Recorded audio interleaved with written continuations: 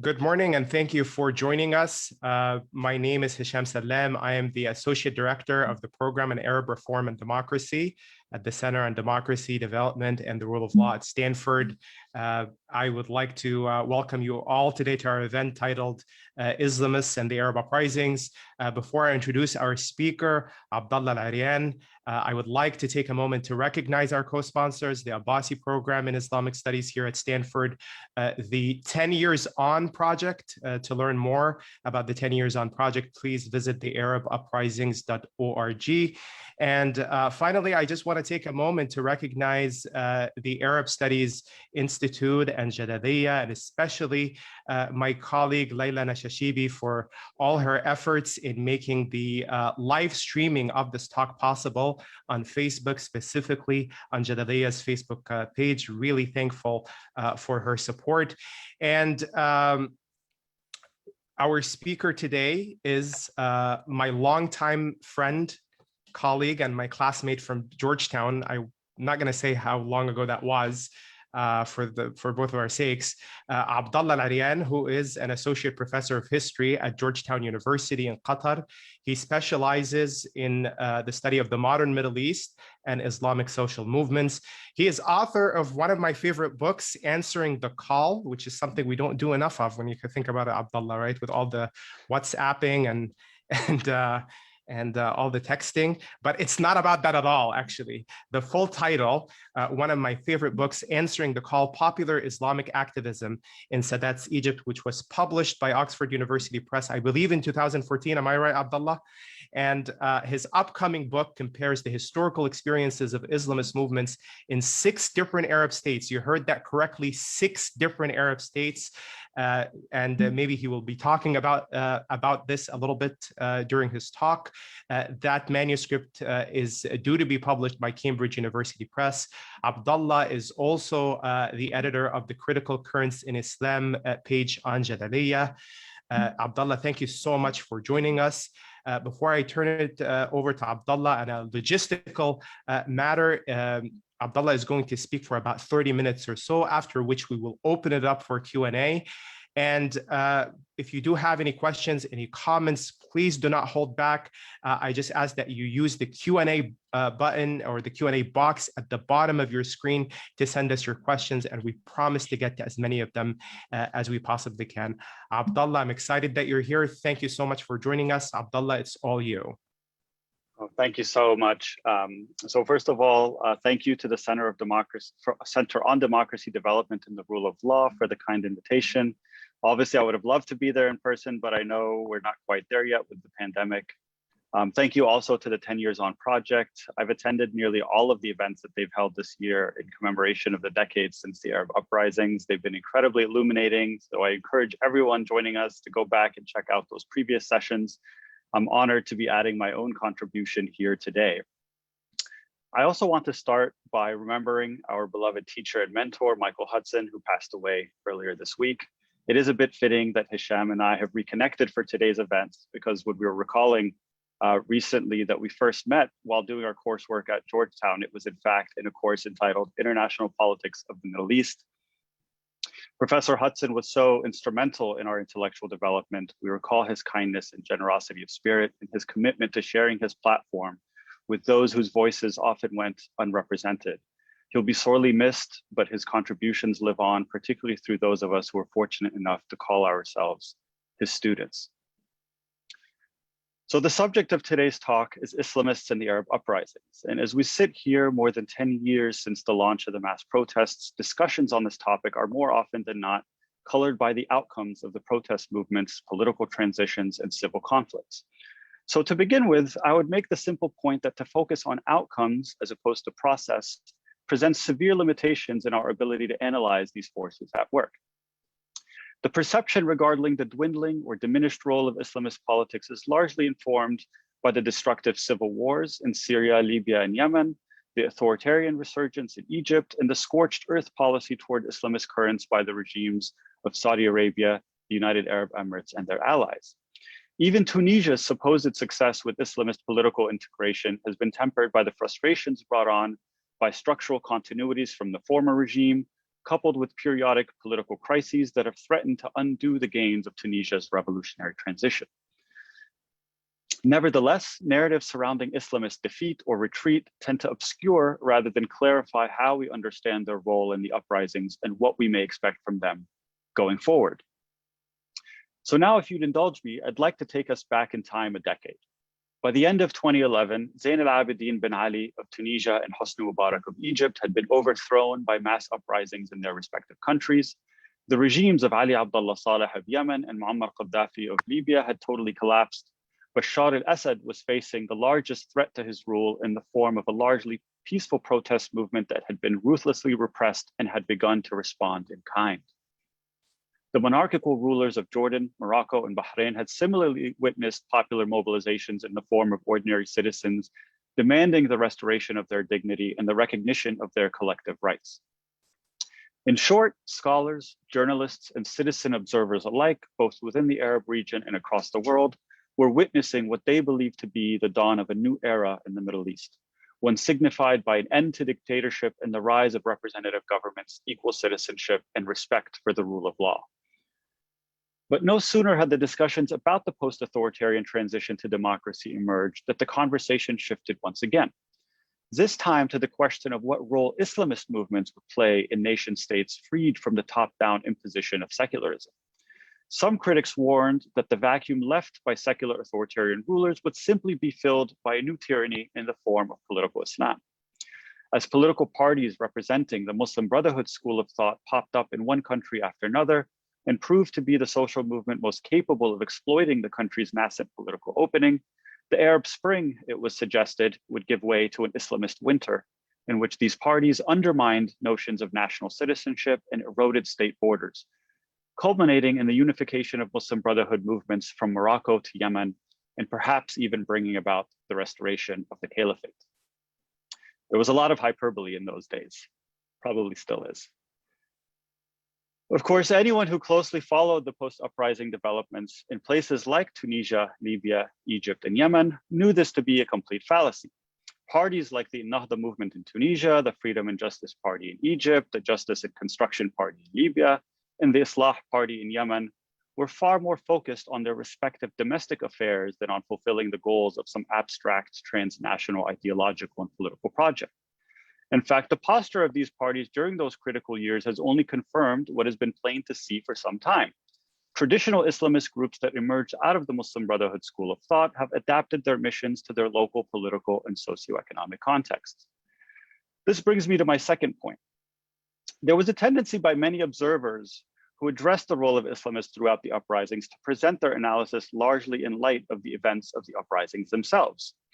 In other words, the posture of Islamist political actors was measured largely in relation to the changing contours of the uprisings, including perceived moments of national unity and mass mobilization, narrow political openings offered by the transitions, and the closures of those avenues for participation resulting from foreign interventions and counter-revolutionary reprisals. In examining the role of Islamists in the Arab uprisings, I prefer to take a long historical approach that positions these developments as a product of processes that have been at work for over half a century. These relate primarily to Islamist interactions with nationalism and the state, positions that have evolved not only in a purely ideological sense, but in the course of the movement's activism and mobilization strategies. I should mention here that this analysis stems from research conducted for my upcoming book, tentatively titled Nations of Brothers, which investigates the dual process of localization and nationalization of the Muslim Brotherhood mission from its origins in interwar Egypt to 6 Arab contexts, those being Sudan, Syria, Jordan, Palestine, Kuwait, and Tunisia. Each chapter of the book tells a story of the localization of Islamic activism in the mid-20th century, rooting each case in the historical interactions between local Islamic institutions and practices, the era of colonial rule, and the subsequent experiences with nationalism and state formation that defined much of the official histories of the 20th century in the Arab region. The study then identifies the numerous ways in which the era of decolonization and the establishment of centralized state institutions with modern instruments of control impacted the development of Islamist intellectual and activist currents. The study puts forward the argument that the Muslim Brotherhood, as a specific brand of Islamism with roots in the early 20th century Islamic modernist tradition, should be treated as a nationalist force whose activist mission cannot be viewed in isolation from the broader developments within the state-building projects of the Middle East. What I'm suggesting essentially is to write Islamists back into the nationalist histories of Arab states. Now, there are a number of reasons why these expressions of Islamism have been largely excluded from nationalist narratives across the region. Unfortunately, I don't have the time to address them fully here, but I'll mention them quickly. The first reason is conceptual. That is, the ways in which scholars have defined nationalism has tended to exclude movements or ideologies that place religious identity at the core of their program. Secondly, one could point to the historiography of Arab societies that privileges state-centered narratives and has a tendency to marginalize the voices of non-state actors that did not exercise political power during the critical phases of state building and national identity formation. Third, one can look at the posture of the movements themselves, which have historically disavowed any connection to the nationalist movement and developed an ideological program that was committed to countering the dominant nationalist paradigm in their respective contexts. And this is a point which I will have a chance to get to later. A final reason that can be added concerns the geopolitical calculations made by Western powers in the post-colonial era as to what or who constituted a nationalist. And I'd be happy to expand on these points in greater detail during our discussion. But for now, let's move to the question of what constituted the defining characteristics of Islamic movements in the Arab region on the eve of the uprisings. The primary one concerns Islamist claims to spiritual authenticity as the basis for political legitimacy. As we've said, the emergence of these movements was a uniquely 20th century phenomenon. The decline of traditional religious institutions in much of the Islamic world, due to factors that included rapid modernization and imperialism, saw the rise of lay intellectuals and activists who sought to reinvigorate their societies with the ethical norms and traditional values of their Islamic faith. In keeping with the challenges of the time, they also recognized the need to adapt these values to changing social norms and new economic and political realities. The Muslim Brotherhood was conceived not by a religious scholar with formal training in the traditional Islamic sciences, but rather by a school teacher born in an Egyptian village and educated at Cairo's Dar al-Ulum, one of the country's modern institutions of higher learning. Motivated by this perceived crisis of authority, Hassan al-Banna proposed that in the absence of the strong leadership that had traditionally upheld society's moral center, it was now incumbent upon ordinary people to promote Islamic principles, beginning with their families and local communities and expanding outwardly toward the level of the nation. The da'wah, or missionary call to which members subscribed, implored followers to live according to model Islamic behavior and advocate for those values in their schools, businesses, places of work, and other institutions of public life. From that point onward, the Islamic movement developed along two paths, though the two were closely intertwined and often indistinguishable from one another. Along one path lay the da'wah, which manifested in everyday preaching and was helped in part by the development of a robust Islamic media industry in publishing and satellite television, eventually expanding through a massive online presence. In most places where the Muslim Brotherhood spread, it also established charitable associations, schools, medical clinics, and other social institutions, particularly in areas in which state welfare provision was lacking. The other path resulted from the movement's recognition that public preaching and institution building alone were insufficient in promoting its vision for society. Rather, seeing the power that states held over citizens, especially following the emergence of centralized authoritarian and highly bureaucratized regimes, Islamic activists increasingly adopted political platforms that sought inclusion within institutions of state power. During his lifetime, al-Banna was quick to demonstrate how much he had internalized the logic of the modern state. He wrote public letters to the monarch, pressing King Farouk to take action in favor of Islamizing public life. He also challenged the Wafd party in parliamentary elections and even held talks with British colonial officials. Banna's followers would continue to advocate for a political and socioeconomic order that reflected Islamic ethical values. They pushed for censorship of objectionable content in books and films, lobbied banks to forego the use of interest, and demanded that parliament be required to pass laws only in accordance with Islamic legal principles. Later, they would compete for the leadership of student unions and professional syndicates and entered parliamentary elections where possible. But more often than not, and despite their stated commitment to gradual reform, Islamists were largely excluded from the realm of acceptable political actors and subject to the ruthless whims of the state security services.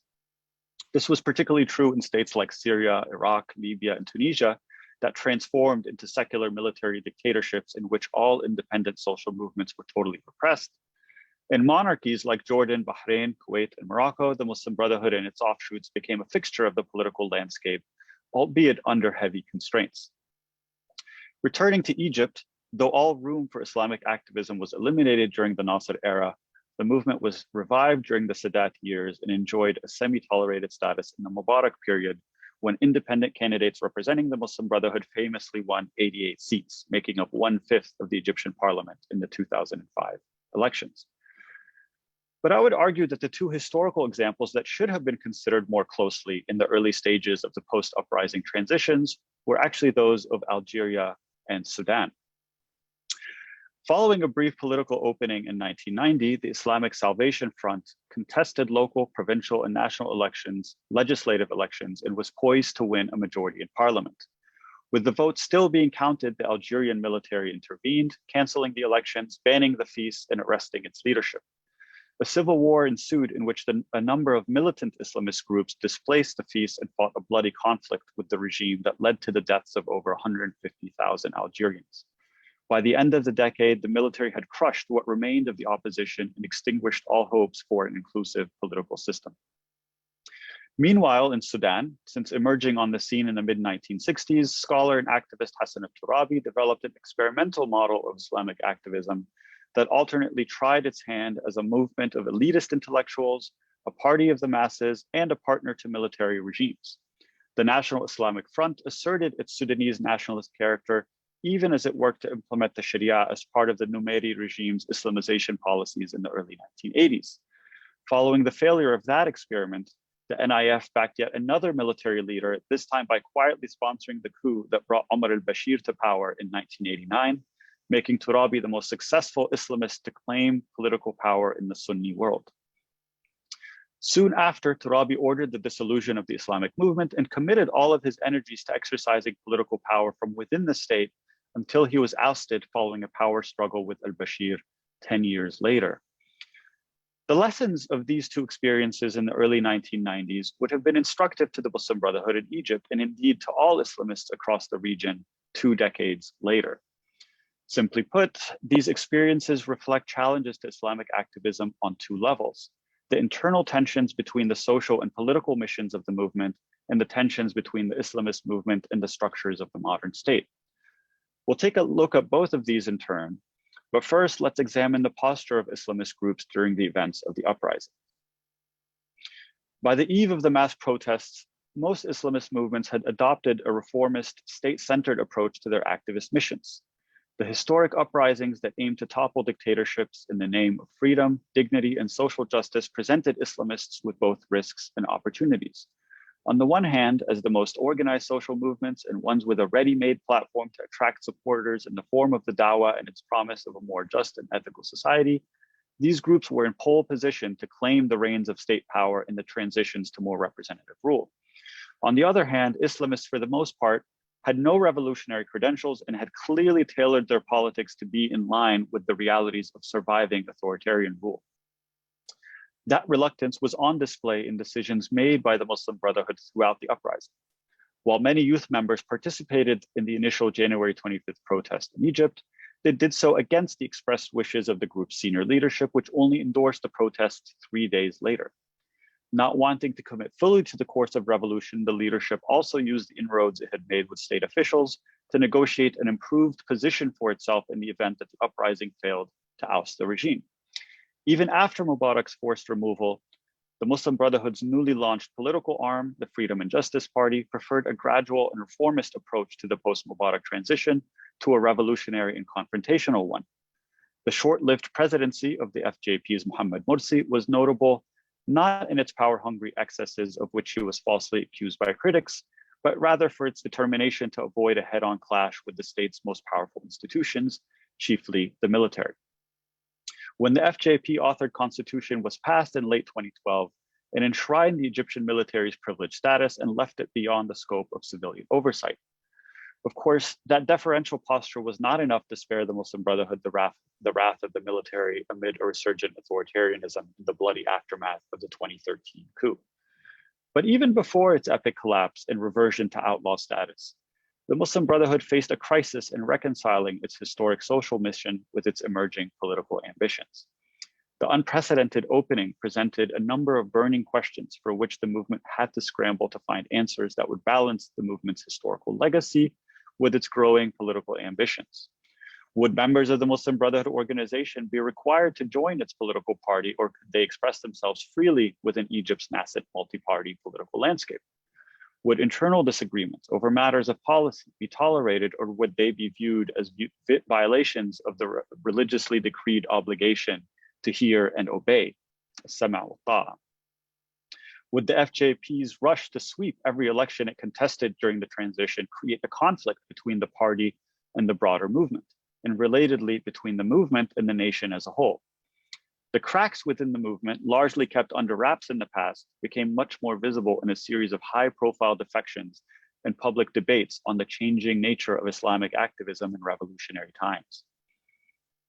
During the post-Mubarak transition, the Muslim Brotherhood found itself tremendously isolated by continuing to rely exclusively on its traditional base of support, rather than attempt to convince a broader swath of the Egyptian public to support the FJP. It also faced internal resistance for depriving group members the freedom to form their own political preferences. Morsi's candidacy, which reversed a promise made by Muslim Brotherhood leaders not to field a presidential candidate in the 2012 elections, was in part a response to the candidacy of Abdul Min'am Abu Futuh, a former Muslim Brotherhood leader who left the group to pursue his own independent political career. The Morsi presidency, in other words, was at least partially the result of the Muslim Brotherhood's attempt to dispel the notion that the movement's mission could succeed without the organization sustaining it.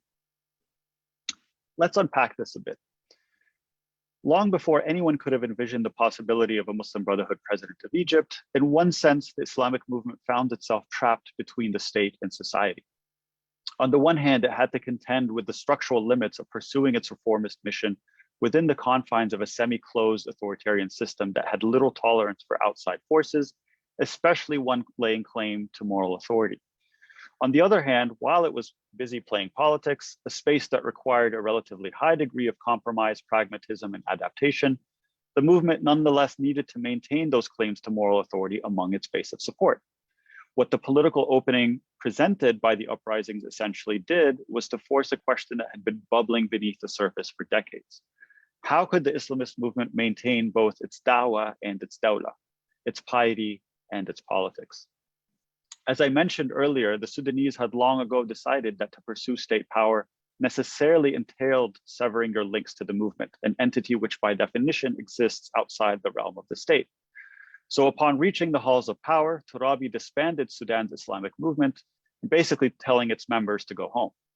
But it was the Ennahda party that formalized this process in the wake of Tunisia's uprising. Under the leadership of Rashid al-Ghannouchi, the party had centered its commitment to democracy as the basis for an ethical political order going back to the early 1980s. This commitment to democratic pluralism ensured that Ennahda would avoid the trappings of power during the shaky initial stages of post-authoritarian rule. Even as it won the country's first free elections in 2011, the party insisted on sharing power within a coalition government and stepped down completely following a national crisis in late 2013, perhaps fearing a similar counter-revolution as that which shook Egypt just a few months earlier. Further cementing its accommodationist posture, Ennahda also supported a law that shielded former regime officials from accountability, and then declined to include the Sharia as a source of legislation within the revised Tunisian constitution, abandoning a core Islamist tenet. To free itself from the predictable barrage of internal critiques, at its 2016 party conference, Ennahda leaders formally severed the movement's dawah from its political activities. Likening his party to the Christian Democrats of many European states, Ghannouchi declared, quote, "We are Muslim Democrats who no longer claim to represent political Islam." It's hard to overstate just how monumental a step Ghannouchi's statement represents. In its modest experience as a mainstream political party that has cut ties with its traditional social base and its Islamist ideological roots, Ennahda has put forward a blueprint for Islamist parties to achieve political success on the national stage. The Party of Justice and Development in neighboring Morocco has followed a similar path, distancing itself from the broader religious movement from which it derived much of its support when it formed a government following its electoral success in 2011 and again in 2016.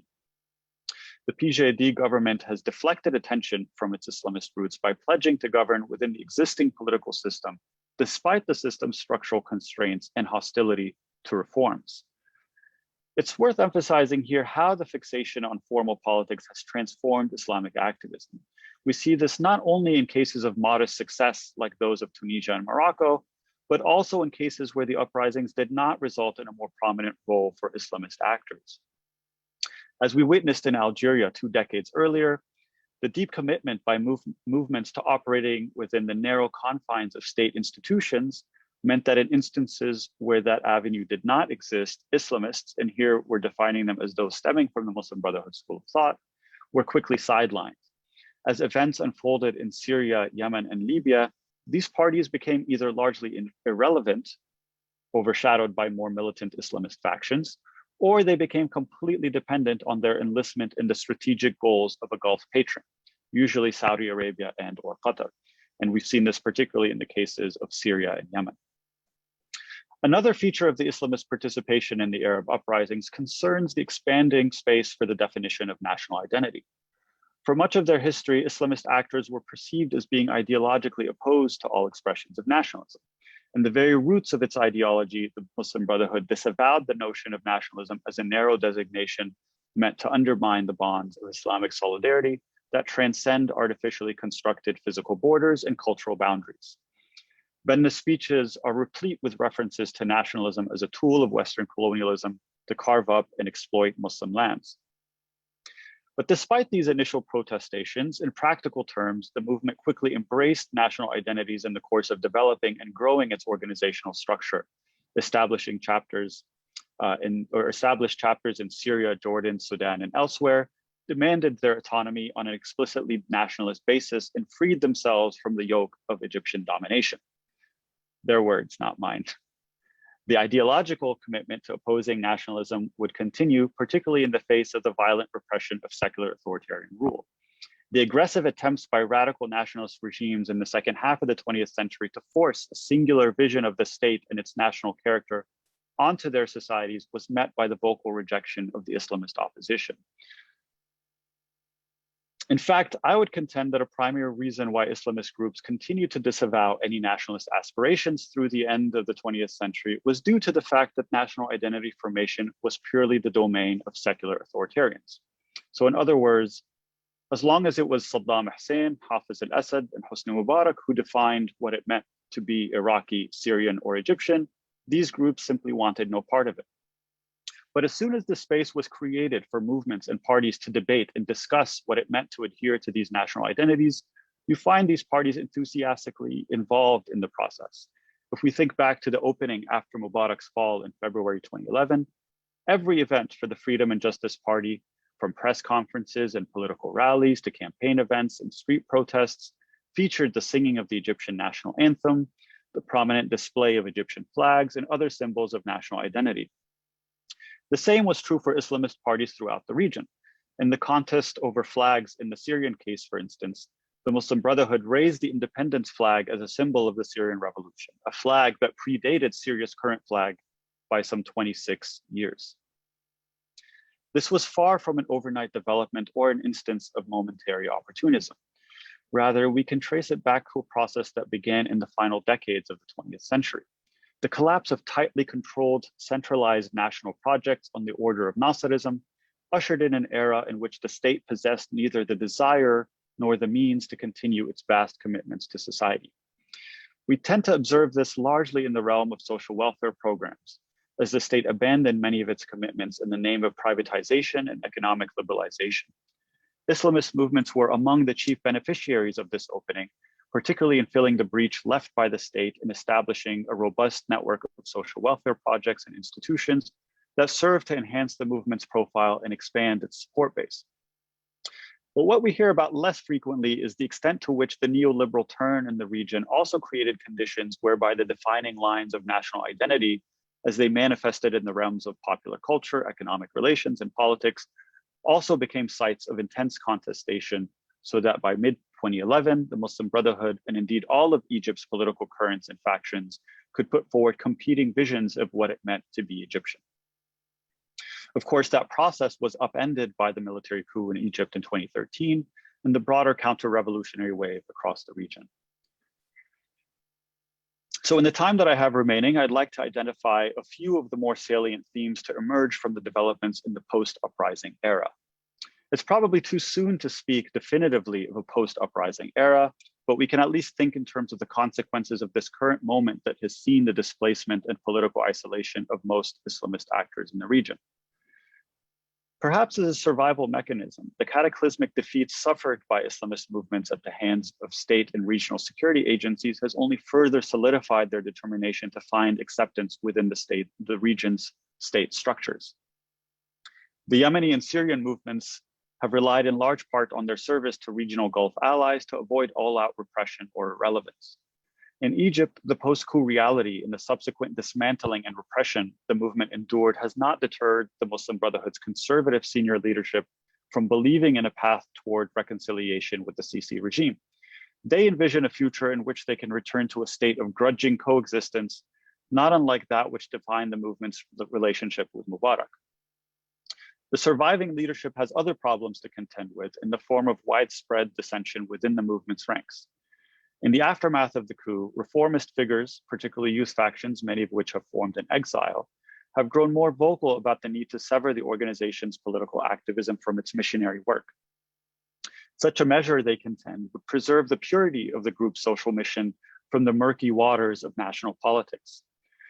Critical to this viewpoint is the demand to disentangle the Muslim Brotherhood's rigid hierarchical and closed organizational structure from its broader social and political missions. Similar efforts have been quietly underway by Islamist parties across the Arab region, the result of major internal as well as external pressures. Such a transformation, complete with the explicit adoption of a nationalist platform, has been deemed necessary for these movements to engage in formal politics in a post-authoritarian order. But unlike the logic behind Ennahda's decision to sever its dawah from its politics, this view holds that such a move is imperative to the development of a mass movement in order to upend the existing power structure, not cozy up to it. In 1994, French scholar Olivier Roy published a book entitled The Failure of Political Islam. In it, he argued that the inability of the Muslim Brotherhood to offer a true alternative from the post-colonial political structures that emerged in the Arab region constituted a failure of these movements, leading him to declare that rather than Islamism, it is more appropriate to speak of Islamo-nationalism.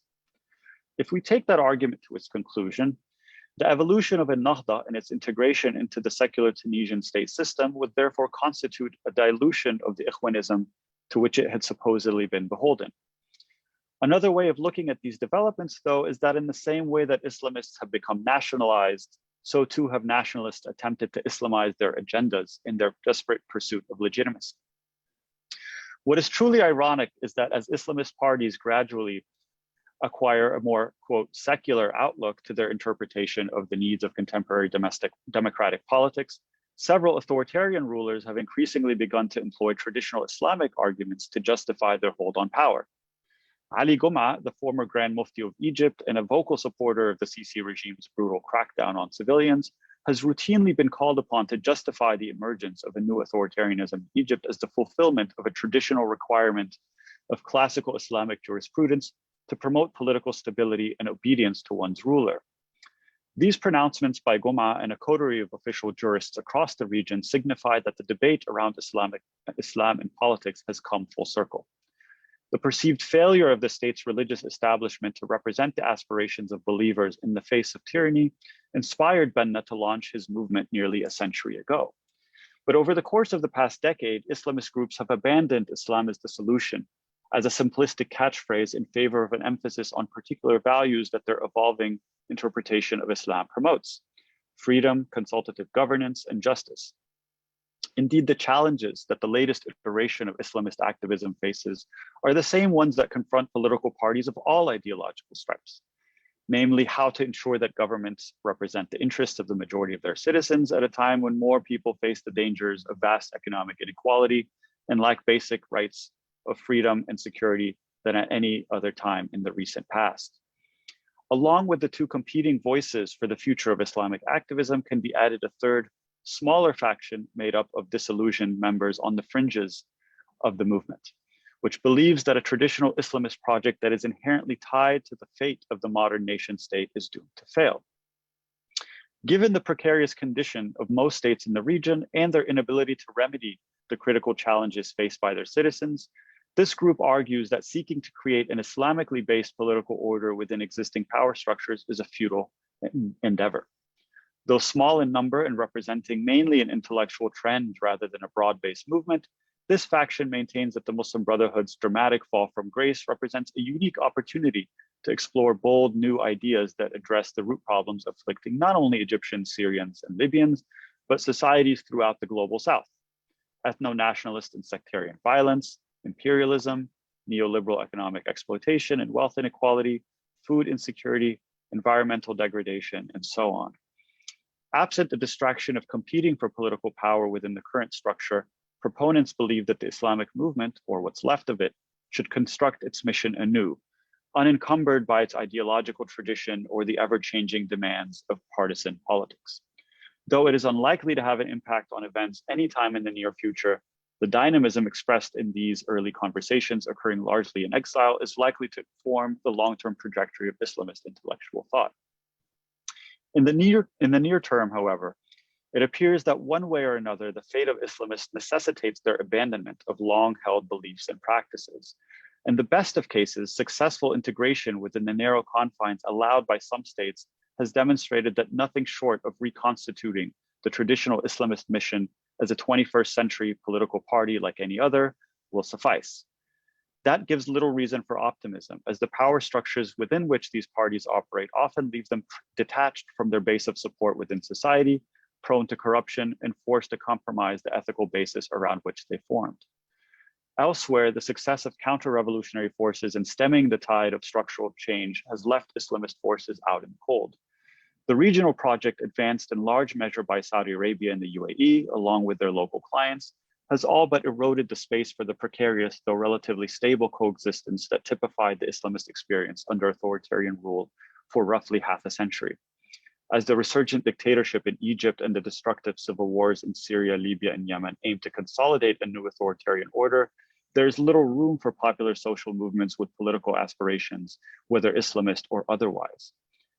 These conditions notwithstanding, it is likely that the Islamist idea, so to speak, will endure as a force with broad social appeal and an ability to mobilize populations.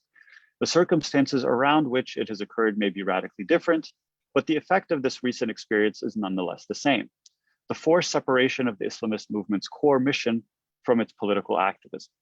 Whether this represents the latest stage in the evolution of Islamism as a viable political alternative or spells its demise remains to be seen. Thank you. Abdullah, thank you for this excellent and very engaging presentation. Before I open it up for Q&A, the questions are already coming in, and I will turn to them in a second. I would just like to echo Abdullah's beautiful tribute to our professor and Georgetown mentor, Michael Hudson, who passed away recently and who would have celebrated a birthday today, actually. Mike, or Abu Layla, as many of his students affectionately called him, was really a pioneer in the study of the Arab world. He is someone who shaped the field not only through his scholarship, but through his leadership in elevating marginalized voices and in pushing the field to engage seriously with its counterparts in the Arab world, with its scholarly counterparts in the Arab world. He is greatly missed, but his mark in the field remains alive and well. With that, I want to turn to some of the questions that have been coming in, Abdullah.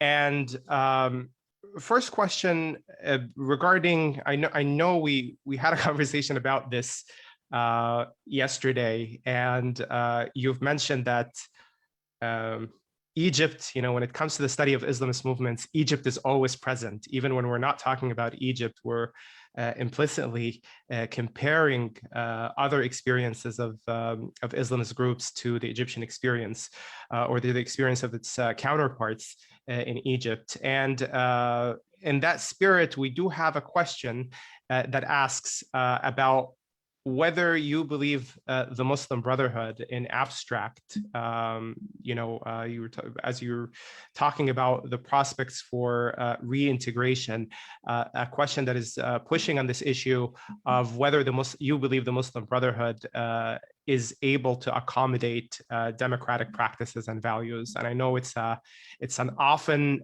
posed questions, and I would be curious to hear your response to that.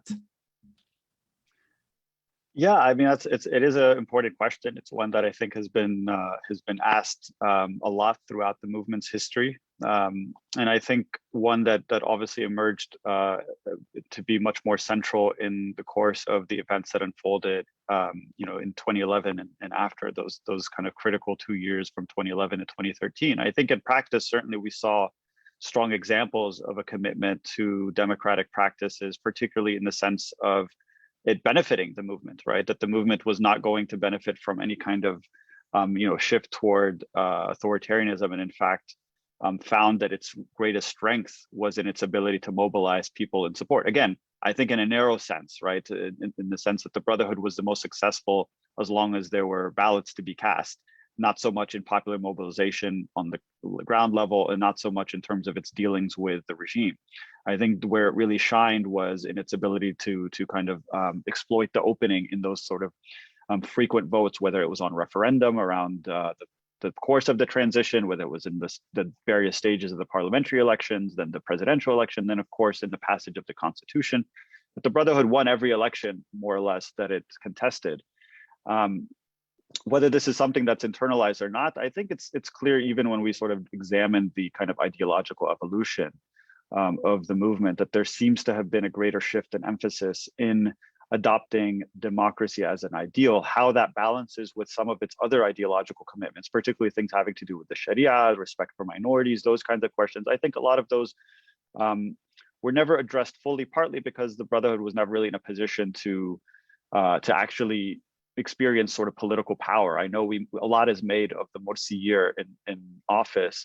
I don't know that necessarily that represents a kind of what an actual Brotherhood-led stable government would look like. And I think also in terms of, the way that a lot of these questions tend to get characterized is because there is a bit of an essentializing of Brotherhood ideology as being kind of anti-democratic, and when in practice, I think there's always been an attempt, even when we look at the kind of internal structures and the sort of voting practices and those kinds of things that exist, that do tend to accommodate some level of a more representative, or a belief in a more representative government. And of course, if we think beyond the case of Egypt, we see it much more in practice in the case of Tunisia, in terms of how that movement there has sort of mobilized, not just in the more recent term, but even in terms of Ghanouchi's rhetoric and the way that it's evolved going back, several decades.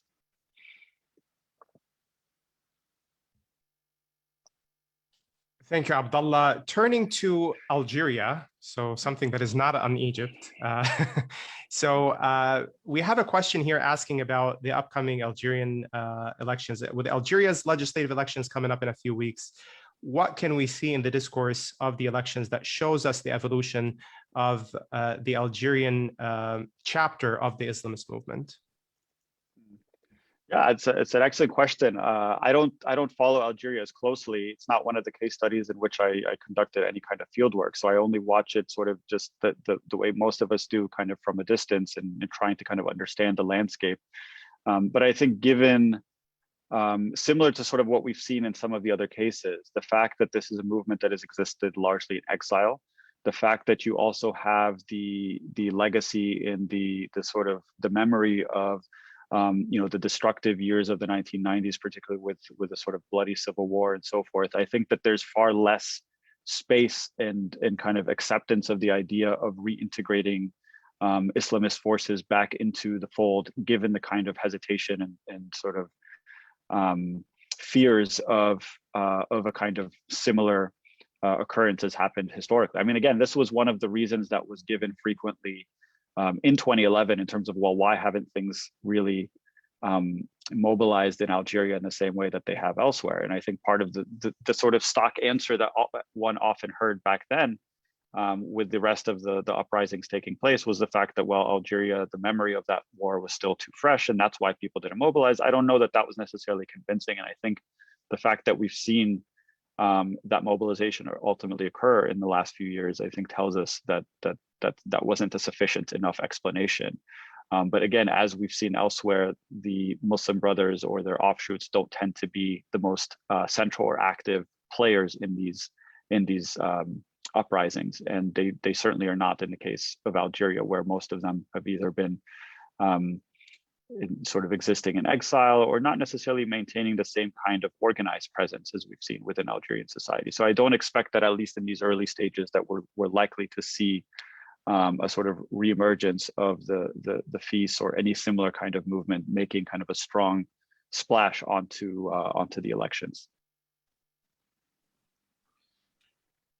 Abdullah, turning back to Egypt, I have a question from Fairuz Karawia, who is asking you about your own insights about the internal shifts or transformations inside the Egyptian Muslim Brotherhood since 2011, particularly shifts that relate to questions about democratic pluralism, the framework on women and sexual freedoms, or the reconciliation of the nation state with judicial operation process, things like Islamic law and how to integrate it legally, or their vision of Islamic law and how to integrate it within the legal system. And she also notes, the fact that there is a little bit of a gap here between the intellectual contributions of writers who are allied with the Muslim Brotherhood, who write from a very kind of advisory capacity on the internet, versus what the core of the Brotherhood's leadership or the community inside the Brotherhood, the views that they actually embrace. And I think the question is trying to lean on your own insider perspective or the deep research that you've done on the movement to make sense of these internal shifts. Yeah, I mean, I think it's an important question, and I think the subtext of it, I think, is the posture of the actual movement during the transition, right? So again, I think I alluded to it briefly in my talk, but the FJP obviously was subject to a very powerful narrative. A lot of it kind of, that was composed largely from the political opposition, from remnants of the former regime, from some of the kind of international observers, particularly those coming out of, Western capitals, in which there was a sense that the Brotherhood represented a kind of inability to be compatible with the demands of a civil state that recognized kind of some, secularism was not really the word that was used. It's considered sort of a pejorative particularly in the Egyptian context, but sort of civil was the term that was used as kind of the stand-in for secular. And the idea being that the Brotherhood didn't, express its commitment to those values strongly enough. And then, of course, there were worrying trends, and you would see these sort of like off-the-cuff remarks of some random Brotherhood parliamentarian who would decide that they wanted to kind of impose this or that rule. There was a lot of notions of kind of what was happening behind the scenes in the constitutional committee that was rewriting the Egyptian constitution. So there were a lot of these kinds of narratives that emerged as a result of the sort of fear and some legitimate, some perhaps more not or less legitimate concern about sort of what the Brotherhood represented in this moment. And I agree that there's certainly a number of currents. We've seen it, for instance, in the scholarship of someone like Hassan Tammam, who talks about the Salafi influence that began to rise within the Egyptian Brotherhood, particularly sort of since the 1990s, and seeing the extent to which they began to kind of find themselves more closely allied with Salafi thinking than they had in the past. But at the same time, I don't know that those necessarily informed the elite decision makers. So I agree that yes, there might be a difference between the sort of intellectual contributions, but I think that once you actually also look at the more pragmatic central leadership of the organization, there didn't seem to be a deep commitment toward the idea of things like, you know, the Sharia has to be enforced, or we have to really make our religious claims to legitimacy throughout the transition period. As I think I mentioned, I think the dangers of the Morsi constitution was less about its idea of kind of imposing morality in society and far more about embedding the military's privileged status and embedding a number of the kinds of problematic elements of the authoritarian Egyptian state in a way that it simply refused. It didn't want to have those fights. It didn't want to actually have those confrontations. I think those were far more pressing of concerns, but yet most of the focus was on the idea that they wanted to make the Sharia a source of legislation, which, by the way, has already existed in the Egyptian constitution since going back to the late 70s. So I think maybe the fear was, well, the Brotherhood actually mean it when they say it, as opposed to Sadat, who said it but didn't mean it. And so I think in that sense, the distinction between where the movement was beforehand, where it was at a point where it had some access to political authority, and where it might exist now. Has there been a kind of revisiting of these positions in the aftermath? Not really, especially not among the leadership, which I think most of them have sort of used this renewed kind of victimhood as a means of sort of not necessarily undertaking a very critical introspective approach. That doesn't mean that that hasn't happened on lower levels of the organization. And I think we've seen it particularly among some of the critics, people who've left, people who've continued to write much more critically of the leadership and its positions during those 2 years.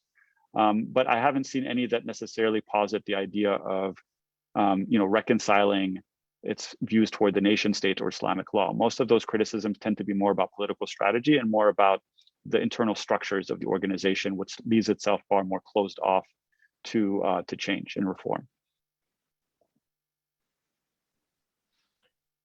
Abdullah, one thing that everybody remembers is that at the moment the FJP was formed in 2011, there was a great deal of dissent inside among the younger generation of Muslim Brotherhood activists about the way that that was taking place, the fact that the entire leadership were composed of kind of very loyalist figures from the Muslim Brotherhood's Guidance Bureau, the fact that the process of erecting that party was very non-transparent, and there wasn't enough engagement with more, I'd hate to use that term because I think it's too homogenizing, but like more reform-minded elements within the group, if you will.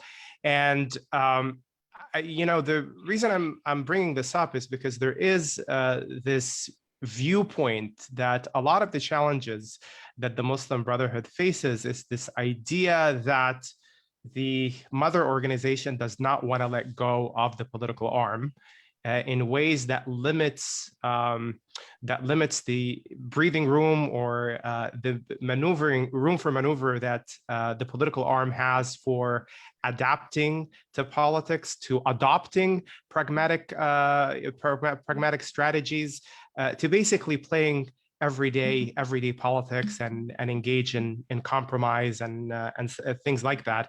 And on that also, a lot of people have also observed that a similar process was also happening among Egyptian, at least a very specific Salafi party in Egypt, the Noor party. It didn't start as a political arm of Ad-Dawah Salafiyya, but eventually Ad-Dawah Salafiyya was able to really tighten its grip over that party in ways that is not dissimilar to the dynamic in the Brotherhood, where the mother organization does not want to let go of its political arm in ways that limits the ability of limits the possibility for pragmatism and playing day-to-day politics, if you will. And I wonder if you can comment about that. Yeah, I think it's an important question because, I think one of the trends that we saw way before any of these kind of decisions were made in 2011, if we really take this back kind of to the early 1980s, you notice that the Brotherhood, once it's revived in the kind of late Sadat era and resumes its structure, it begins its like massive recruitment strategy toward mostly young people of that generation. That once it's incorporating a new generation of activists, many of whom have already been very much educated in kind of in socially mobilizing within, you know, the campuses, within the student unions, later within the professional syndicates, that there is a sense that there is a spirit within the movement, but probably at the lower levels, that wishes to engage more fully, that wishes to create a more transparent and porous organization that features, you know, I mean, as Abdullah Al-Futuh would say, he says the brotherhood is a school, but eventually you have to graduate from school, right? That the essence is not to kind of remain stuck in an organization for life, but rather to use it as a path toward greater things, or toward greater inclusion. In this case, toward integration into other social institutions, political institutions, some by the state, some not even necessarily run by the state. So the idea being that, you know, this movement was beginning to kind of be pushed from the edges into those spaces. But what ends up happening is that every time the leadership reluctantly goes along with the strategy, they end up hijacking it, essentially, right? That there's a sense that even by the late 1980s, when the Brotherhood kind of slowly inches itself toward the idea of running independent candidates for the parliament and engaging more directly with the state, that is a process that is led by, again, you know, lack of a better term, the sort of more reform-minded or maybe integrationist or accommodationist factions within the movement. But it ends up being taken over largely by that sort of core elite or senior leadership. And so every time that there is that opportunity, the movement itself engages in it, all of a sudden those other figures are sidelined or marginalized, and it gets kind of taken over, so to speak, by these forces. We see this again throughout the 1990s. We see it again in the 2005 election, in which they got their biggest number elected into parliament. And by the way, I mean, this is something that's sort of already been established in many places, but even for all of the kind of celebration of the idea of having 1/5 of the parliamentary seats, you know, make no mistake that was just as much a sort of backdoor dealing between the senior Brotherhood leadership and the Mubarak regime as it was an actual reflection of what was happening on the ground in terms of the elections, right? That this was still kind of a agreement and a product of the kind of negotiations that had been taking place, in addition to it being like an actual reflection of kind of real electoral preferences within this sort of closed system. And so I think what that shows us, at least, is the fact that this central leadership has always managed to maintain its ability to kind of not just dictate outcomes, but dictate the process by which the movement would be engaging. And I think we see this particularly after 2011 with, as you mentioned, kind of the way that the FJP was formed, the decision in terms of who the key figures are going to be. Mohamed Morsi, for all of the kinds of things that you know people have said about him, I think the number one qualification that he had to be sort of the chosen candidate of the party for the presidency was because of the fact that he, of course, was a sort of very organizationally minded, you know, member of the kind of internal hierarchy. He was considered sort of a leader of the faction that wanted to maintain that kind of internal discipline, hierarchical structure, and not necessarily someone who was known for having engaged more widely with other groups outside of the Brotherhood, or have been kind of one of the people who wanted to open the organization up. And so in that sense, I think this was one of the profound disappointments of many of the sort of more junior members. Again, it's partly generational, but not completely generational divide. And why many people left kind of out of frustration, because they found that it wasn't necessarily your ingenuity, your work, or your achievements sort of beyond the realm of the organization that actually would have allowed you to be represented or had to have your views sort of heard. But in fact, it was really a question of loyalty to the movement, and specifically to the hierarchy that empowered many of the people within it.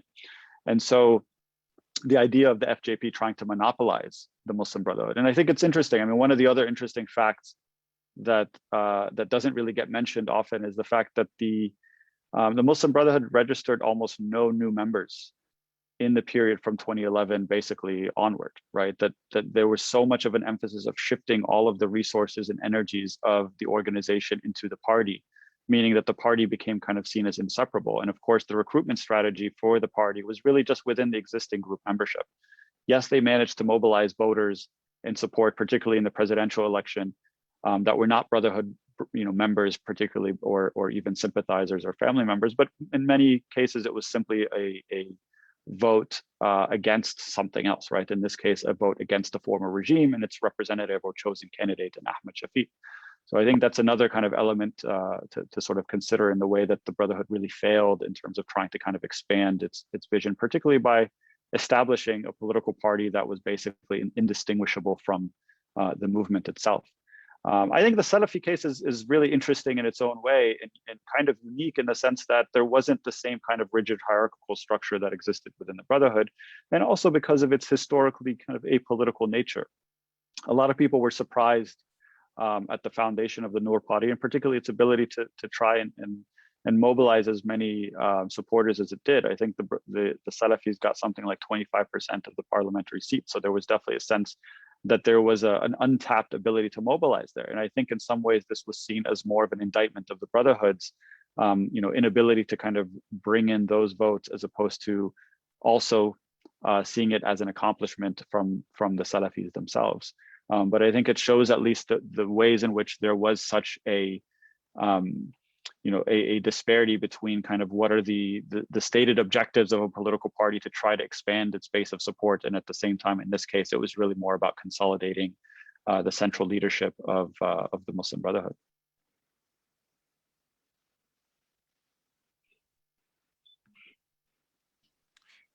Thank you, Abdullah. I mean, I have so many follow-ups, but I'm gonna hold off on these and give the audience a chance to ask you some questions. So we have a question from our longtime friend from University of Amsterdam, Paul Arts. And he is asking you, Abdullah, did you ever encounter a sensible and somewhat elaborate program in Islamist circles or Muslim Brotherhood circles about socioeconomic issues, going beyond simplistic slogans such as Islam is the solution? This relates mainly to the often expressed need for more quote unquote justice. And don't you think that an anti-capitalist strategy or emphasis is sorely missed in these types of Islamist programs? Yeah, it's a great question. The short answer is no, not really. There just hasn't been, I think, any real articulation of that. But I'd say that's for a couple of reasons. I mean, one is there's definitely the ideological component, right? That this is something that Islamists have often defined themselves in opposition, not just to authoritarianism and to kind of the sort of staunch top-down secularism of these regimes, but also they've defined themselves largely in opposition to the sort of secular left, so to speak, within their own societies. And as a result, they tend not to try to compete for that ground. They certainly don't compete in trying to establish a kind of social justice message that could offer an alternative to the sort of leftist currents that exist already within society, especially if we take this question back to kind of the era of the 60s and 70s. I think partly it's sort of also a question of sort of inexperience, but in the sense of not really understanding how states function. And I think this actually in some ways echoes the first question that was asked about sort of, are the Muslim Brotherhood Democrats? And I think the very easy answer to that is to say that in February 2011, when Mubarak fell, there were no Democrats in Egypt. There in the same way that there were no people who had any sort of experience working within state institutions or structures that could actually manifest themselves in a transition process, as we've seen, right? That I think one of the most notable things about the entire era of this, so-called like Muslim Brotherhood's government is the simply like inability to understand sort of how the state functions, how basic economic principles work, how trade functions, how even state services function. For all of the talk that their experience in social welfare provision was supposed to somehow translate into running ministries, I think we saw that was clearly not the case. And so I think in that sense, there's also a profound inexperience in terms of how to actually think about applicable programs that, as the question asks, sort of that goes beyond those simple slogans. And then on another level, of course, as I said, there's the sort of ideological component, which is they see themselves in part as kind of being the beneficiaries of that neoliberal turn that I mentioned, right? That in some ways, whether we're thinking about some of the elites within the movement, people like Khairat al-Shatir, certainly he was not like, he's not Naguib Sawiris, right? He's not someone who really benefited from the kind of crony capitalism to become a billionaire, but he was a millionaire. He was someone who still managed to at least benefit himself and many of those around him by sort of carving out a very admittedly much smaller slice of the pie, within the kind of crony capitalism that existed specifically toward the latter era of Mubarak's rule. And as a result, of course, you then don't see that same kind of language coming out of the Muslim Brotherhood, even from its intellectual corners, people who are thinking specifically about socioeconomic programs that go beyond simply saying, well, Islam calls for us to be charitable or something like that. Or that is viewing these socioeconomic problems in light of the sort of cultural wars or the kind of importation of foreign sort of ideas and principles.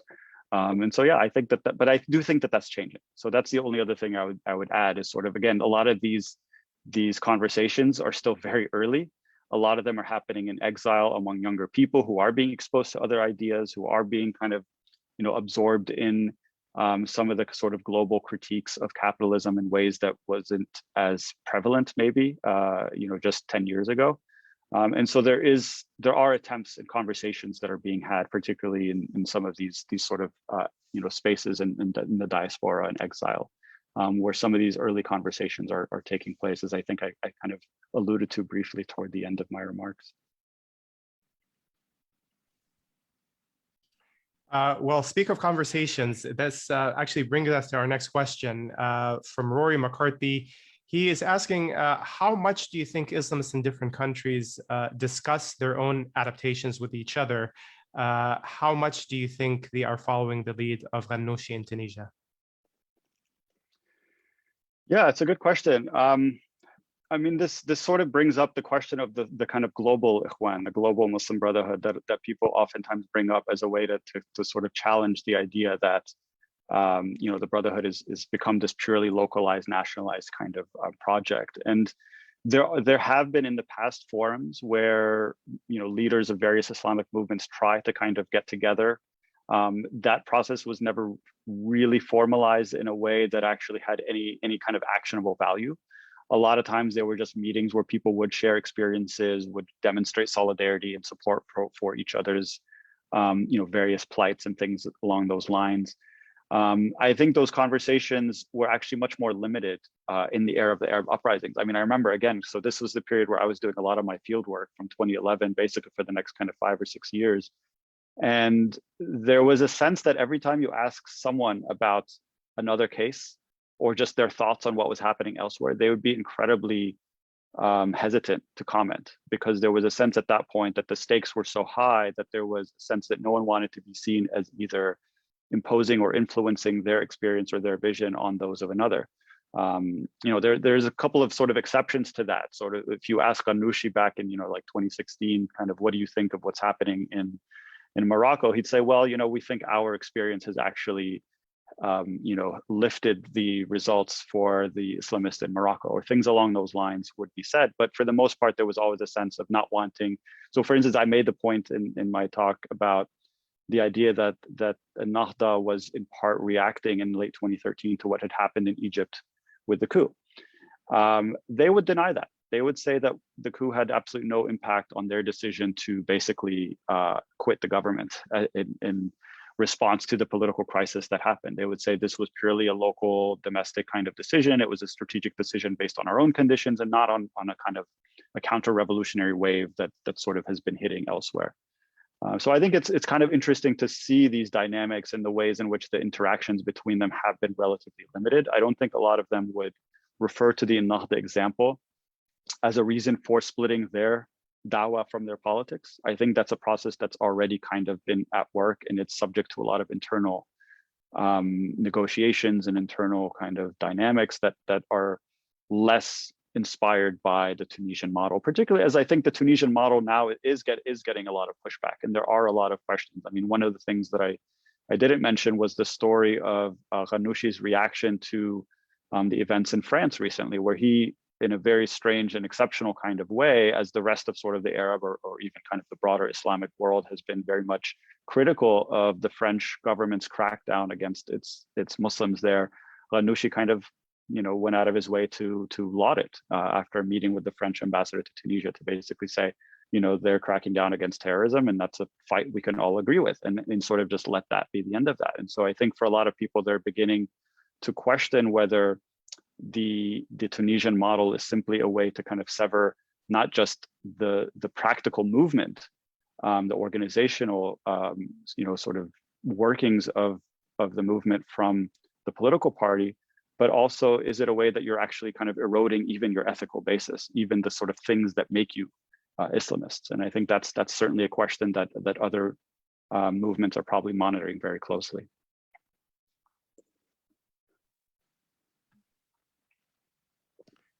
Thank you, Abdullah. And we have about 5 minutes left, so I'm just going to give you the remaining, like all the remaining questions in one batch, and you can decide how you want to divide up your time in addressing them. If you want to address them all, if you want to pick and choose, you're welcome to do that. But here's the menu. So we have a question from Nathaniel Stewart asking you, where are these dissatisfied Islamists who defect from the Brotherhood end up? Are other movements shifting towards Brotherhood tactics or ideology as disaffected Brotherhood members move in terms of like these groupings where former Muslim Brotherhood members move in? We also have a question asking you to comment on the state of repression against the Muslim Brotherhood at the moment. What is happening? What kind of actions the government has been taking? And we're talking, sorry, I should preface this by saying we're talking about the Egyptian context here. Any interesting parallels you can draw between the Egyptian Brotherhood and Hamas? And it's all you. Okay, I'll try to get through all of these really good questions. I'll work my way backwards. So I'll start with the question about the parallels between the Egyptian Brotherhood and Hamas. I mean, I think one of the interesting things is the way in which even just recent events have sort of buoyed the fortune, so to speak, of kind of Islamist forces throughout the region, because there has been a kind of, and again, you see this a lot being expressed sort of online in various places among the leadership of different groups, but also among kind of rank and file supporters of different Islamist movements, that sort of Hamas sort of being in the face of even just the most recent Israeli onslaught has kind of helped boost their reputation after having kind of been part of the overall marginalization of political Islamist forces. But what's interesting about the Hamas case is that, again, it's really the process of localization of the Muslim Brotherhood in Palestine that ends up distinguishing it, particularly by this move to adopt resistance, to adopt mass politics, to be part of the electoral process, even under a government or under, let's say, a government structure or a process that whose legitimacy they did not recognize. So going all the way back to kind of the early 2000s, Hamas kind of making those determinations in some ways echoes and mirrors things that we've seen from other Brotherhood chapters, where they ultimately decide it's better to be part of the process, even if you disagree with so much of that process, than it is to simply be on the margins where you're doomed to irrelevance. And in fact, of course, Hamas makes the decision to adopt militant resistance in the first place, particularly because it was being outshined by its sort of secular nationalist counterparts. I think structurally, there's probably very different dynamics between the Palestinian movement and what we see in Egypt, where things are obviously much more centralized and kind of in some way stabilized by having a sort of environment in which they could have grown. Whereas Hamas, of course, you have so many different things, being both the military occupation and sort of the kind of response to a settler colonial project. You have the fact that the movement exists both in exile as well as internally, specifically within Gaza. So there's a lot of things that I think contribute to that dynamic. On the question of state repression against the Muslim Brotherhood today in Egypt, I mean, again, I think one of the interesting things is for people who talk about the era of the uprisings in general as being sort of over. I think if you think, if you ask Sisi or if you ask some of these people who are making these kinds of major security decisions, clearly they don't see it as over, because the complete reliance on continued use of coercive violence, of not just a threat of violence, which is what many authoritarian regimes tend to have done in the past to try to sort of acquire their legitimacy and stability. But in fact, the fact that there are people that are continuing to be drawn into the sort of expanding prison, political imprisonments, the use of torture, the kind of state violence that we still hear reports of these, even 8 years since the coup. And I think that this in some ways proves that the situation has yet to fully stabilize or to fully shift from that period of transition that we saw earlier on. Of course, there's horrific reports coming in about sort of the treatment of prisoners. Every so often we hear about a senior Muslim Brotherhood figure who dies within their confinement under very suspicious circumstances. You add to that the conditions of the COVID pandemic over the last year. And of course, the reports are incredibly dire indeed. And of course, all hope that there could be pressure from the Biden administration to try to improve that situation, of course, has met with tremendous disappointment, thinking that things would be different under a Democratic president from the prior administration. As far as the last question, what are these, what are these networks that are emerging in exile? I mean, I think a lot of them are not fully organized yet, and I think that's the first feature I would say, is that they haven't labeled themselves as anything. Many of them probably are in practice, if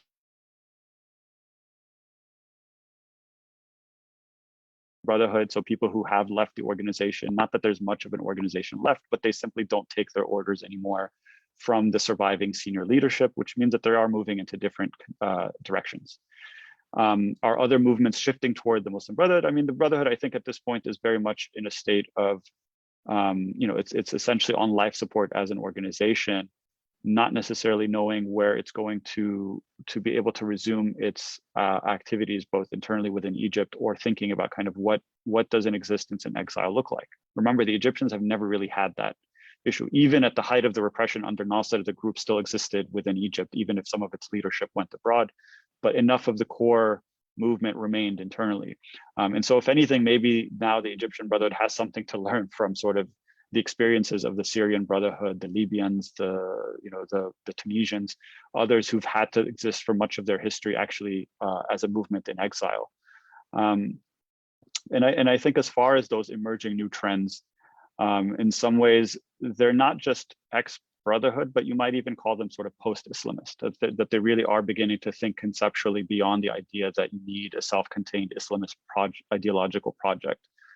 They're much more open to other kinds of intellectual influences. I think we do see a little bit of the AK Party experience in Turkey as being kind of something close to what they see as at least a bridge between kind of the traditional Brotherhood experience in Egypt and something that might look like post-Islamism in the future. I don't think they see the Tunisian example as being particularly helpful, particularly because it ultimately is seen as in some ways a capitulation to the needs of the state in the case of Tunisia, as opposed to offering something of a real alternative. And so that's really kind of what I would say as far as those trends, but it is something hopefully that we'll be hearing a lot more about going forward. Thank you, Abdullah. And we are a few minutes over time. On behalf of ARD and the co-sponsors, the Abbasi program and the 10 Years On project, I would like to thank you, Abdullah, for coming, for sharing your research, your intellect, your knowledge with us. And I would like to thank our audience members for being part of this conversation, for their excellent questions and comments. Thank you for joining us. And hopefully see you all, hopefully see you, Abdullah, when you publish your book, and hopefully we'll have you back here and grill you with more questions. Thank you all for joining us. We will see you all again very soon. Thank you.